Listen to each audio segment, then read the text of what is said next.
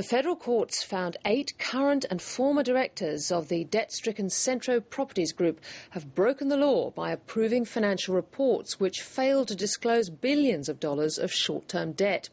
The landmark decision is set to have repercussions for company directors around Australia and is a big win for the corporate regulator.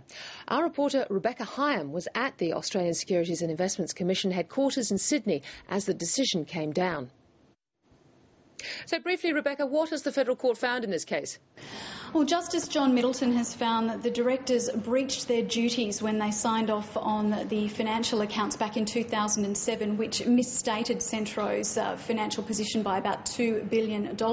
Now, he has said that while there was no suggestion of dishonesty by the directors, they did have a responsibility to carefully review the company's affairs.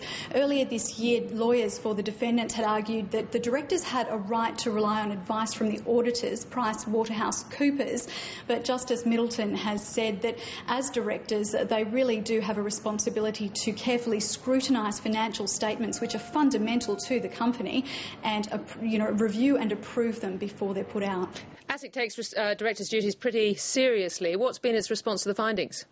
Well, Greg Medcraft has been the chairman of ASIC for less than 2 months, and he says he's absolutely delighted with today's decision. Now, of course, there's been a string of quite high-profile losses for ASIC in recent times, but Greg Medcraft today has said that this really emphasises that directors have a responsibility to the community to, really get involved in what their companies are doing and not just delegate things elsewhere.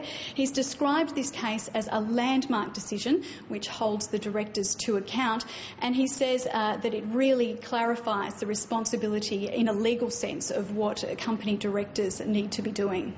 I think it does send a very clear message to boardrooms across the country about corporate accountability.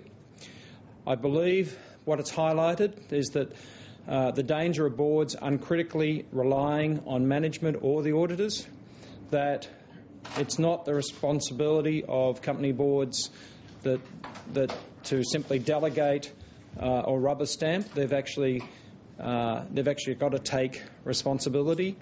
And Tiki, ASIC says it is now preparing its case for penalties against the directors. Well, I'm sure there'll be a lot of directors watching with interest tonight. Rebecca Hyam, thanks for that update. Thank you.